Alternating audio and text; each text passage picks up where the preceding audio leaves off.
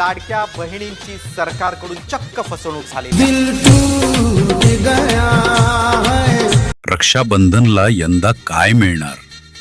फुलं, मिठाई की थेट बँक खात्यात 3,000 रुपये? होय, तुम्ही बरोबर ऐकलं.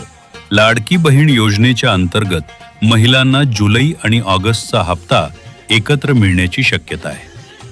पण काही महिलांना हे पैसे मिळणारच नाहीत. का? चला सगळं समजून घेऊया. महाराष्ट्र सरकारची लाडकी बहीण योजना म्हणजे राज्यातील महिलांना आर्थिक मदत देणारी एक महत्त्वाची योजना आहे. प्रत्येक पात्र महिलेला दर महिन्याला म्हणजे वर्षाला एकूण 18,000 थेट त्यांच्या खात्यात जमा. सध्या महिलांना सर्वात मोठा प्रश्न पडलाय, जुलैचा हप्ता मिळाला नाही मग तो कधी येणार?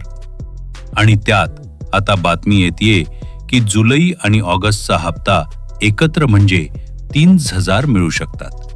मात्र या संदर्भात सरकारकडून अजूनही कोणतीही अधिकृत घोषणा झाली नाही. तरीही सूत्रांनुसार हे पैसे रक्षाबंधनच्या दिवशी म्हणजेच सणाच्या निमित्ताने जमा होऊ शकतात. कोणाला मिळणार आणि कोणाला नाही? सर्व महिलांना पैसे मिळणार नाहीत. 10 लाख महिलांना योजनेतून बाद करण्यात आले आहे. का?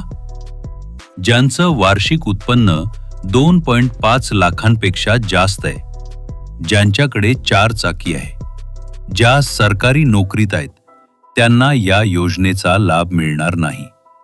मग तुम्ही पात्र आहात का? जर तुम्ही खाजगी काम करणाऱ्या गरीब वर्गातील महिला असाल आणि यापूर्वी हप्ते मिळत असतील तर तुमच्या खात्यात 31 जुलै ते 5 ऑगस्ट दरम्यान पैसे जमा होण्याची शक्यता आहे. तर यंदा रक्षाबंधनला सरकारकडून तुमच्यासाठी गिफ्ट येणार आहे का? तुम्हाला काय वाटतं? अशा योजना खरंच गरजू महिलांपर्यंत पोहोचतात का? कमेंट करून तुमचं मत नक्की कळवा.